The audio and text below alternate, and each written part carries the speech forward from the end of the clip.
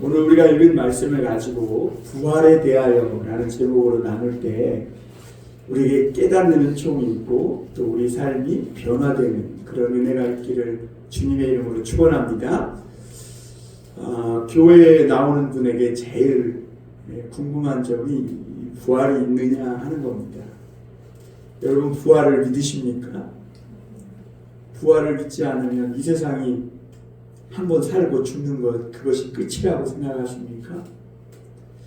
오늘 이 부활에 대해서 우리가 한번 말씀을 나누고 또 우리가 이 부활에 대한 진리를 깨닫고 믿는 것이 우리가 살아있는 이 생애 동안 얼마나 중요한 진리인지를 또 그 부활에 대한 진리가 우리 삶을 어떻게 바꾸는지를 잘 말씀을 듣고 깊이 생각하고 깨닫는 은총이 있기를 바랍니다. 어떤 사람은 이번 생은 내가 망했으니까 나에게 한 번 더 생이 주어진다면 정말 멋지고 후회없고 아름답게 이렇게 살고 싶다 이렇게 말하는 분들이 있어요. 혹시 여중에 있는 분들도 있을지 몰라요. 자, 얼마 전에 우리 교회에 영아인 그 하민이라는 아이가 있는데요. 그 하민이가 2022년생이에요.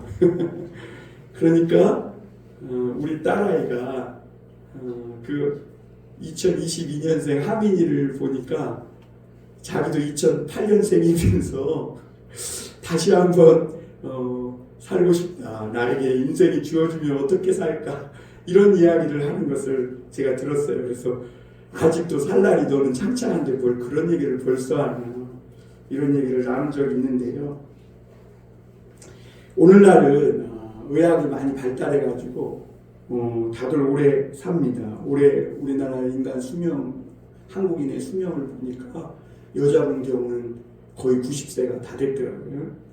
그럼에도 인간은 결국 누구나 죽습니다. 그리고 죽으면 사랑하는 가족과 또 친척과 이웃들과도 작별을 해야 합니다. 세상의 장례 문화가 다양하지만 어디를 가든지 세상 여러 나라에는 다 공통적으로 무덤이 있고 그리고 사람을 이 장례하는 그런 문화가 있음을 보게 됩니다. 오늘 성경은 인간에게 아주 중요한 질문을 던집니다. 사람이 죽으면 과연 어떻게 되는가? 귀신이 되는가? 청여 귀신, 몽달 귀신, 총각 귀신이 되는가? 아니면 그냥 없어져서 가루가 되어서 그걸로 끝나는가? 기독교가 말하는 과연 부활은 있는가? 사람은 과연 정말 부활하는가? 라는 이야기입니다. 약 2000년 전에 예수님이 살아계실 그때에 유대인 그 무리 중에 사두개파라고 있었습니다. 오늘 우리나라도 뭐 이런저런 파가 있었잖아요. 옛날 조선시대에 보면 무슨 파 해가지고. 그러듯이 이 유대인 중 무리에도 사두개파가 있었는데 이 사람들은 굉장히 현실적인 사람들이고 그리고 나라의 권력과 손을 잡고 굉장한 기득권을 가지고 그리고 종교적 이득을 보던 그런 사람들이었습니다. 그런데 이 사람들이 예수님이 부활이 있다고 그러니까 예수님께 와가지고 몰려와서 도전하고 예수님을 자꾸 공격한 거예요. 사실 우리는 부활이 있다는 것보다 없다고 말하는 게 속편해요. 그냥 한번 죽고 그냥 그걸로 끝나는 게 속편하지 다시 부활하여 산다면 얼마나 인생이 골치 아파지겠느냐는 거죠. 또 잘 사는 사람들 나 막 사기치고 어떻게든지 뒷덜미 잡아가지고 내 입속 챙기고 내 배만 채운 사람들은 부활이 없다 믿어야 속편하지 만약에 부활이 있다 그러면 그 뒷감당하기가 무서울 거 아니에요. 그러니까 오늘날 사두개인이 그런 사람들이었어요. 당시 권력층과 손을 잡고 소수의 무리들만 이 땅에서 잘 먹고 잘 사는 그것을 유지하고 싶은 사람들. 그래서 그들은 부활이 있다는 예수님의 이야기에 민감했어요. 어떻게든지 부활이 있다는 이런 소문이 그리고 이런 사상이 사람들에게 퍼지면 안 된다. 왜? 부활이 있다고 그러면 사람들이 무서울 게 없거든요. 불의에 대해서 또 잘못하는 거에 대해서 소리를 내고 뭔가 바꾸고 변화시킬 것이고, 그거에 대해서 내 이한 목숨 바쳐도 나는 하나님께서 또 나를 새 생명을 주실 것이고 일으켜 세울 거니까 두려울 것이었어요. 그러니까 사두개인 같이 높은 권력층에서 권력을 붙잡고 기득권을 가지고 자기의 입속을 챙기면서 자기 자리를 차지하면서 이렇게 사는 사람들의 특징이 뭐냐? 부활이 없다고 믿는 거예요. 그래야 자기가 지금 속편하거든요. 그러니까 이 부활이 없다고 믿는 것이 오늘날 잘 먹고 잘 사는 사람들에게는 그게 현실적이에요. 그래서 세상을 이렇게 보면요, 잘 사는 나라의 특징이 뭐냐? 부활이 없다고 믿는 그런 특징들이 있어요. 그리고 또한 부활은 보이는 것이 그래요. 없다고 믿는 게 속편해요. 왜냐하면 사람은 죽으면요, 그 시신이 썩어요. 그래서 매장을 하거나 아니면 화장을 해야 해요. 그리고 또 보면 우리 주변에 그 진화론적으로 원숭이에서 사람으로 바뀌어가는 중간 단계에 있는 사람도 없을 뿐더러 우리 주변에 죽었다가 살았다고 하는 사람도 없어요. 여러분 주변에 죽었다 살아난 사람 보신 적 있으세요?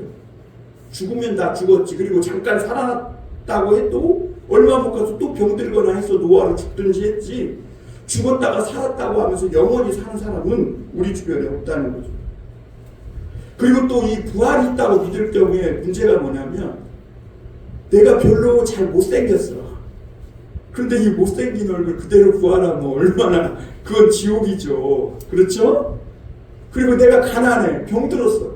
그런데 이 가난하고 병들고 늙은 모습 그대로 부활하면 그게 무슨 부활이겠어요? 지옥이지. 아무리 영원히 산다 그래도 이렇게 살아갖고는 이거는 살 가치가 없는 거죠.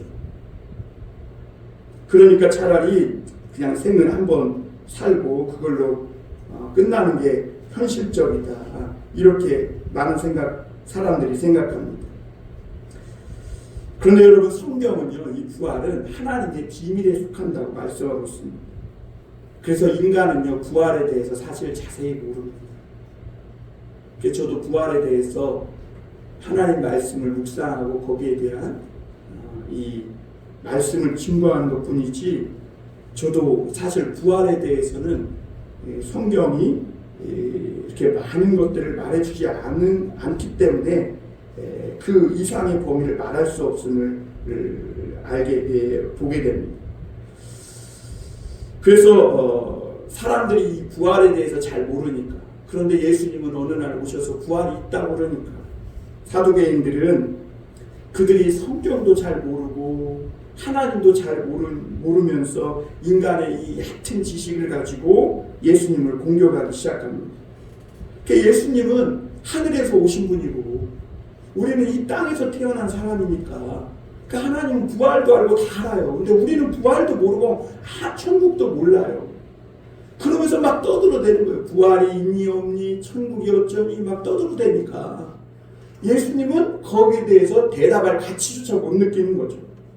그런데도 오늘날 이 땅에서 살아가는 우리들을 위해서 예수님은 아주 부활에 대해서 이렇게 성경을 열어서 아주 일부를, 그리고 믿을 수 있는 그런 진리를 우리에게 보여주시는 것을 오늘 알게 됩니다. 우리가 오늘 말씀을 통해 첫 번째 생각해 볼 것은 과연 부활이 있느냐 하는 것이죠.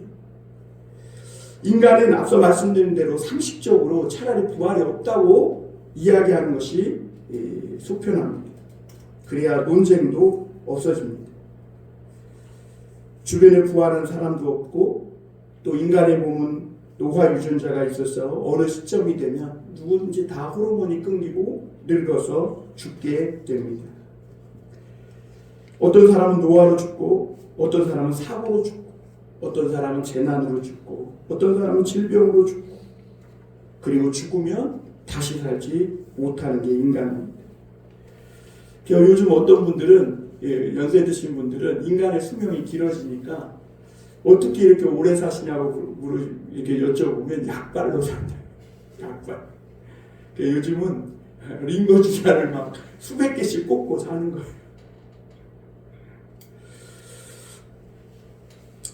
그러나 인간은 결국 죽음을 피할 수 없고 죽으면 그 사람의 존재는 없음이 돼요. 세상에서 없음이 돼요. 그러나 예수님은요, 우리 인간이 생각하는 그 짧은 시각에 대해서 반대로 이렇게 말씀하셨어요. 모든 사람은 죽는 것으로 끝나지 않고 부활하게 되어 있는데 단지 어떤 사람은 생명의 부활로 나타나고 어떤 사람은 사망의 부활로 나타난다. 이렇게 말씀하셨어요.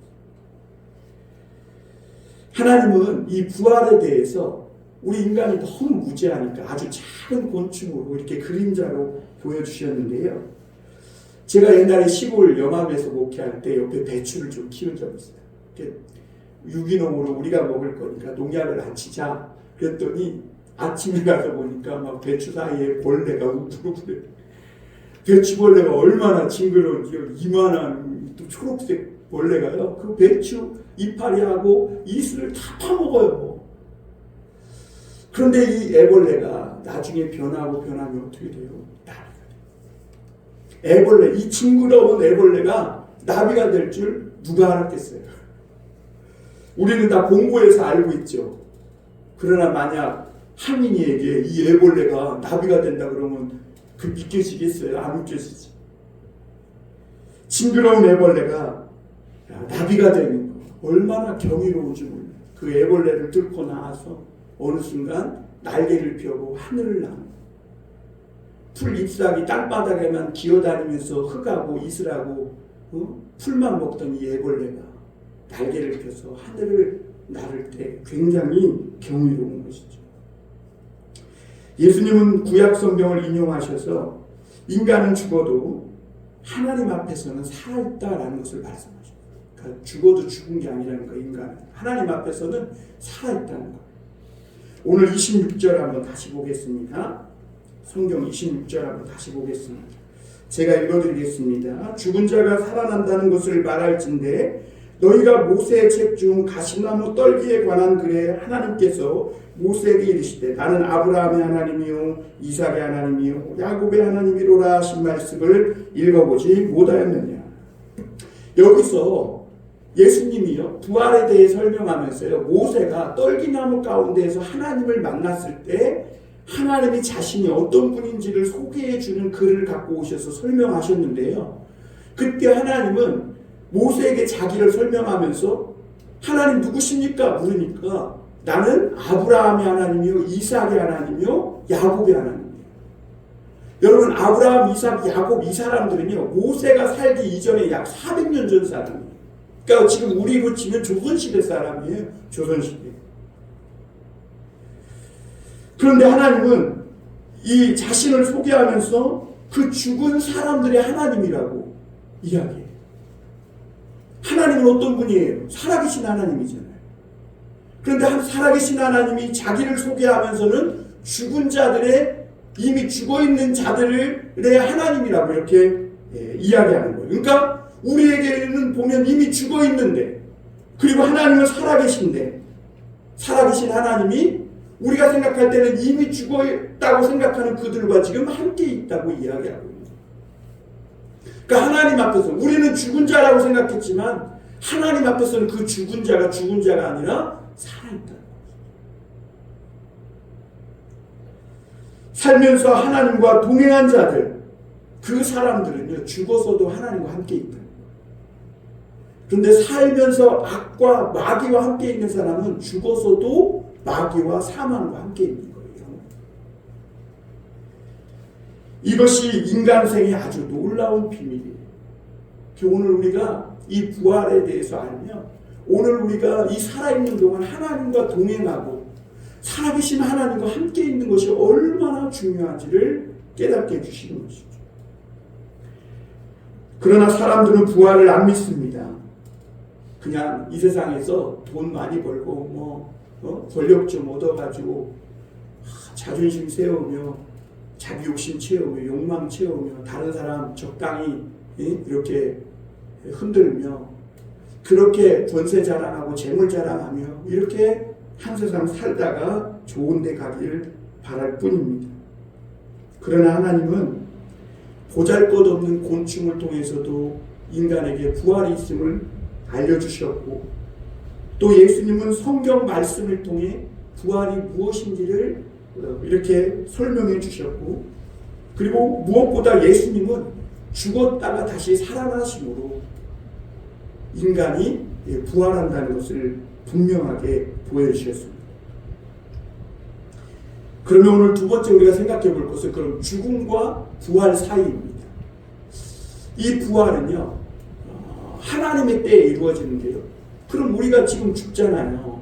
그럼 부활은 언제 일어나느냐 하는 것이죠. 우리 부모님들 다 돌아가셨잖아요. 물론 예수님 안 믿고 돌아가신 분도 있지만 예수님 믿고 돌아가신 분도 있어요. 근데 그분들이 언제 부활하느냐 하는 것이죠.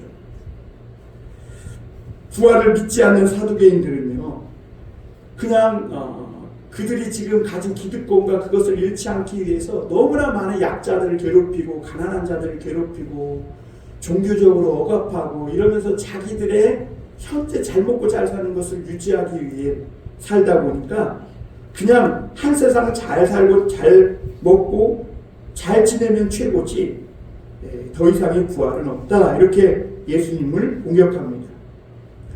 그러면서 예수님을 공격하기 위해 가지고 온 제도가 어떤 그 당시 제도냐면 형수 취수 제도예요. 형수 취수 제도. 이게 무슨 제도냐면 옛날 우리나라도 있었어요. 그런 제도가. 예를 들면 그 아버지의 재산이 그 큰아들에게 이렇게 아들들에게 상속되잖아요. 그러니까 이 아들이 어떤 사람에게 7아들이 있는데 큰아들이 죽고 아들이 없이 그냥 그렇게 살다 죽으면 그 형수님의 삶이 너무 불쌍해지니까 그 동생이 형수님을 취해서 아들을 낳게 해주는 거예요. 그리고 그 밑에 동생도 만약에 아들 없이 죽으면 그 밑에 동생이 또 형수님을 취해서 아들을 낳게 해줘서 그 재산과 삶을 이어갈 수 있도록 대를 이어갈 수 있도록 해주는 그런 제도였어요. 그러니까 이 사두개인들은 이 형수 취수 제도를 갖고 와가지고 극단적인 예를 드는 거죠. 어떤 사람에게 7아들이 있는데 첫째부터 시작해갖고 7째까지 다 아들 하나 낳지 못하고 죽었어. 그리고 나중에 부활하면 그 형수님 그 아내는 누구의 아내가 되겠느냐는 거예요. 이 7아들 중에 이 아내가.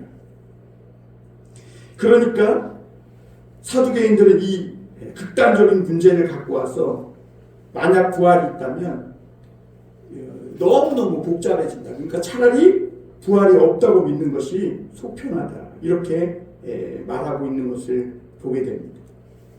사실 사두개인들이 말한 예는 극단적인 예죠. 7아들이 있는데 7아들 중에 사실 한 사람도 아들도 못 낳고 그냥 다 죽을 가능성이 뭐 몇 프로나 되겠어요. 그러니까 사두개인들은 부활이 없다고 주장하기 위해서 말도 안 되는 극단적인 예를 끌어와가지고 지금 예수님을 공격하는 거예요.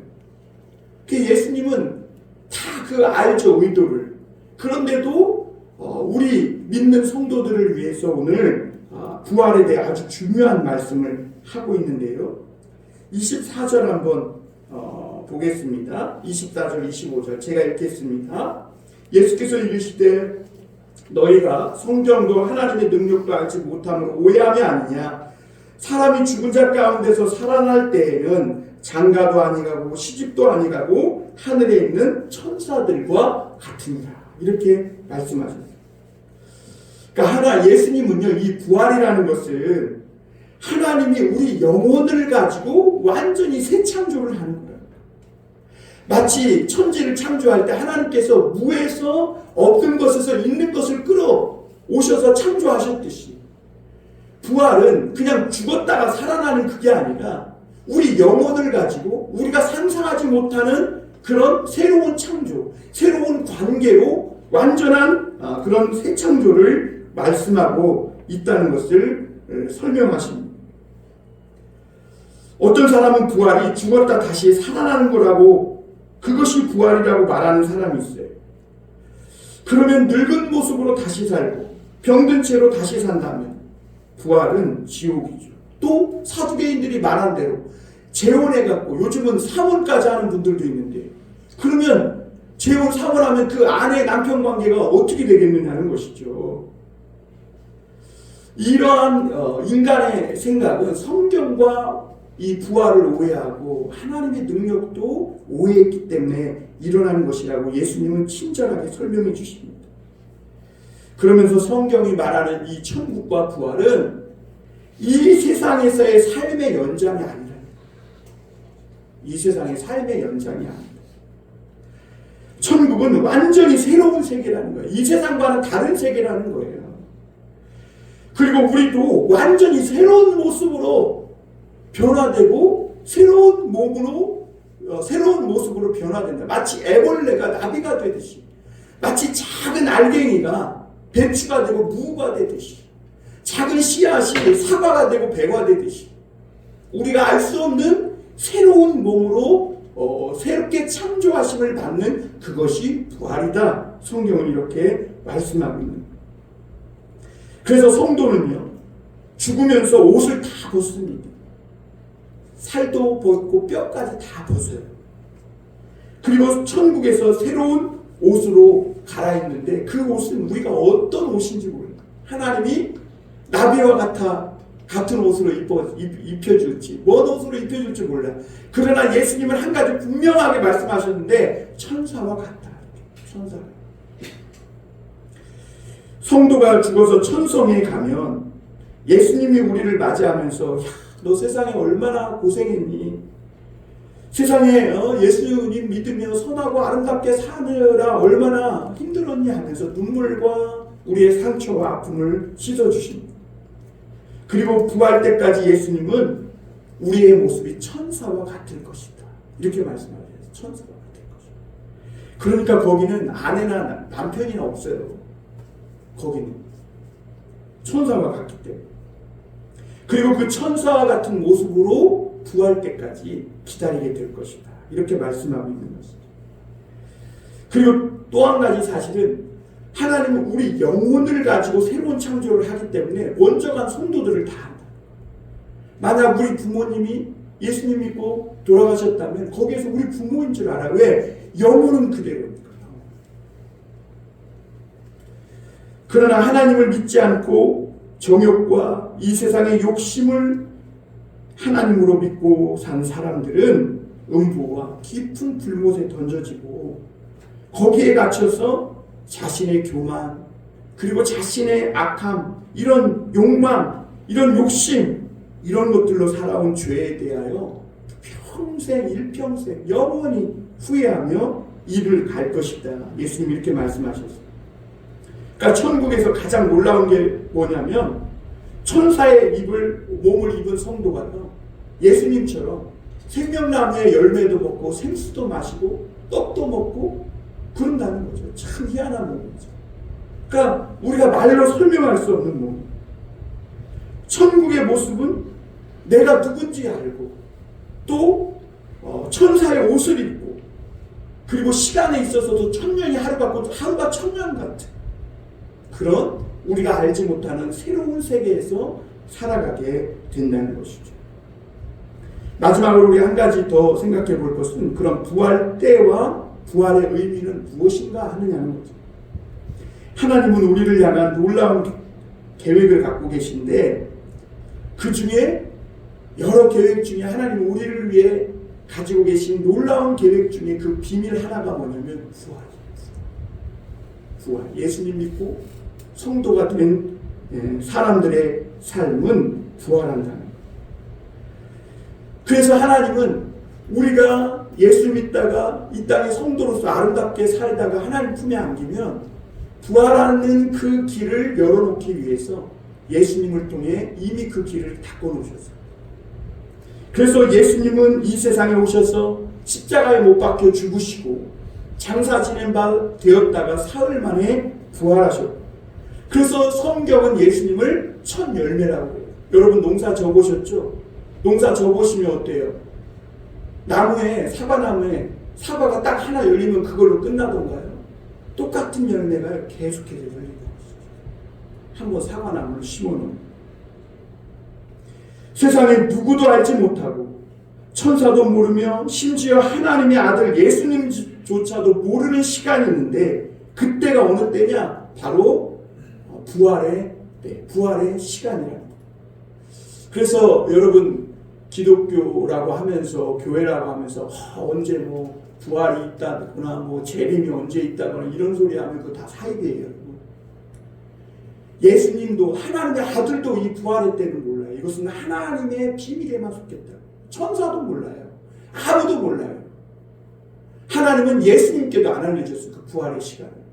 그러니까 이 세상에 와가지고 어느 때가 천사 예수님이 강림할 때니 천사가 부활할 천사로 부활할 때니 휴거 때니 이런 얘기하면 그거 다 사입이라고 믿으시길 바랍니다. 이 부활의 때는 예수님도 모르고 천사도 모르고 하나님 아버지 그 마음에 비밀로 숨겨져 있다는. 그래서 예수님조차도 그날이 도적같이 임한다. 도적같이. 내가 생각하지 못하고 알지 못하는 그때에 도적같이 임한다.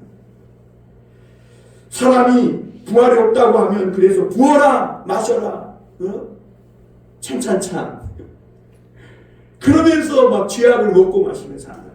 부활이 없다고 믿으니까 이 세상이 전부니까 그렇게 산다는 것이죠. 그런데 어느 날 갑자기 나팔 소리가 나면서 천사장의 호령 소리가 나며 전 세계에 그 하나님의 부활의 나팔 소리가 탁 울려 퍼지면서 세상의 모든 것들은 정지되고 하던 일을 멈추고 하나님 앞에 심판받으러 서게 된다는 것이죠. 그리고 그때가 바로 성도들이 부활하는 때입니다. 그리고 그때 예수를 믿지 않고 세상에만 집착하며 산 사람들은 유감스럽게도 이 세상의 모습 그대로 부활해요. 악한 모습 그대로. 예수 믿지 않고 변화되지 못한 그 모습 그대로, 병든 모습 그대로. 살다가 막 나쁜 짓 하던 그 생각, 그 마음 그대로 품고 부활한다는 것이죠. 악취를 풍기는 그 모습 그대로 부활한다는 것. 그게 사망의 부활. 그리고 그때 하나님은 심판하셔서 그들을 모아다가 우주에 쓰레기를 태운 그 개나라는 음부, 지옥이라는 곳에 집어넣어서 거기서 영원한 무한불로 그들은 태움을 받게 될 것이다. 이렇게 설명하고 있습니다. 그래서 그들은 사두개인들은 부활을 싫어요. 그리고 부활을 두려워해요. 그리고 어떻게든지 부활을 부인해야 속이 편해요. 세상에서 잘 먹고 잘 사는 것, 남이야 어떻게 되든, 남이야 상처를 받든 죽든 살든 나 하나 잘 먹고 잘 살면 끝이다. 이렇게 생각하고 살기 때문에 부활을 안 믿습니다.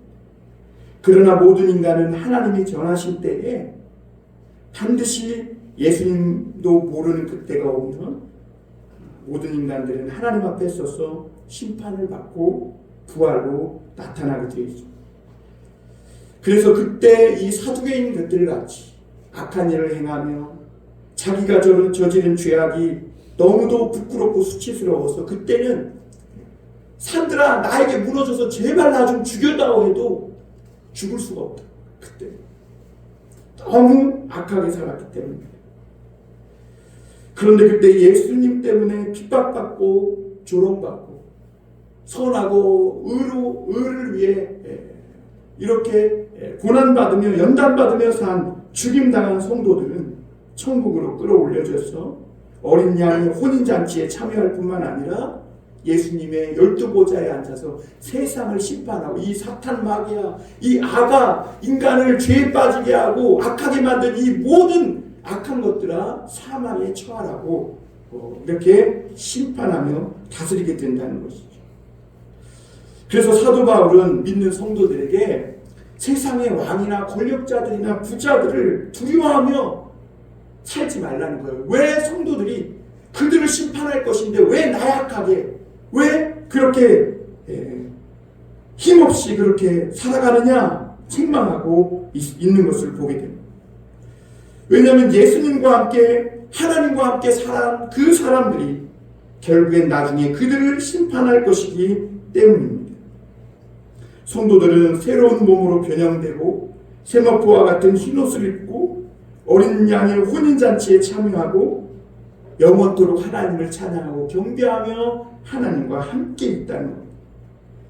그리고 일찍 죽임당하신 어린 양께 찬송과 존귀와 영광과 위엄을 다 돌려드리면서 하나님은 이 땅에서 권력과 부귀와 영화 이것을 차지하며 그렇게 악하게 산 사람들의 모든 권력을 빼앗아서 하나님께 예수 그리스도께 어린 양께 돌려드릴 것이라는 거죠.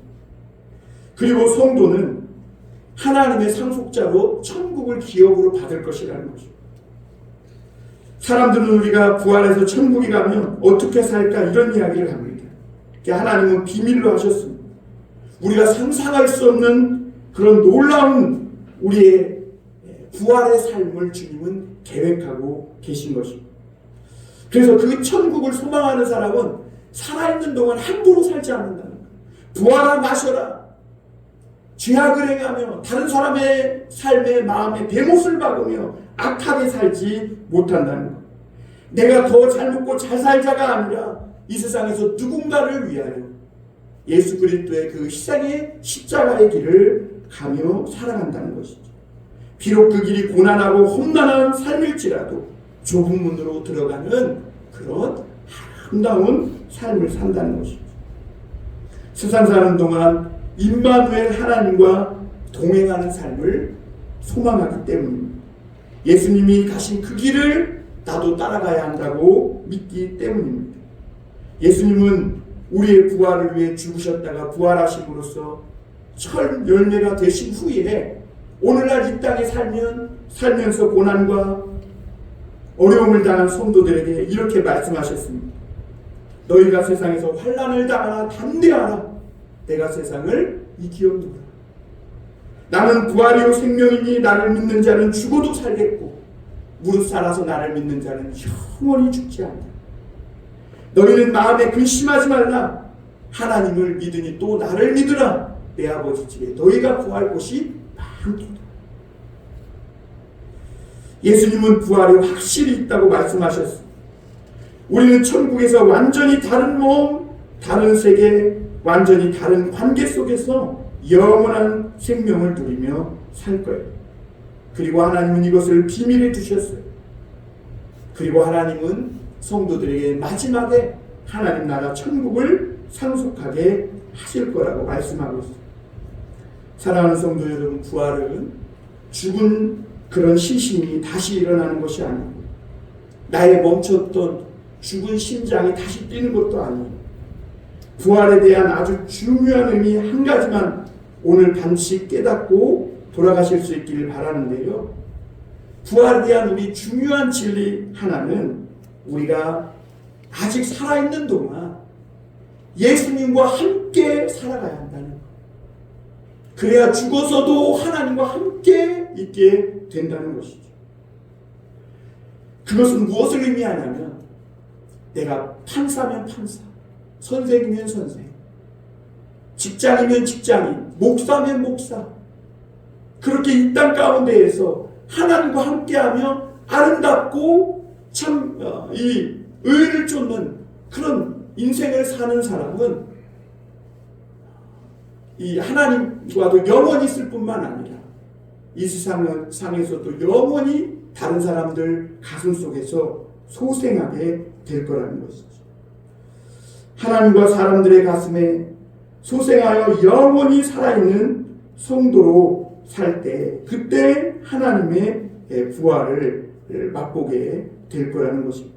사랑하는 성도님들, 이 세상을 지나면서 세상에 빠지지 마시길 바랍니다. 올무에 걸리지도 마시고 죄악의 덫에 치이지도 않기를 바랍니다.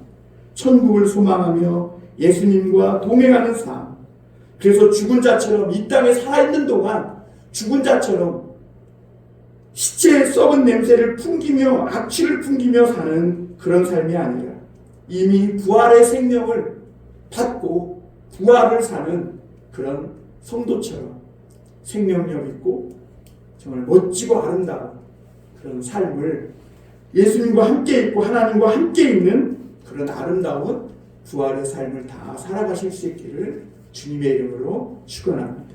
기도하겠습니다. 사랑의 하나님,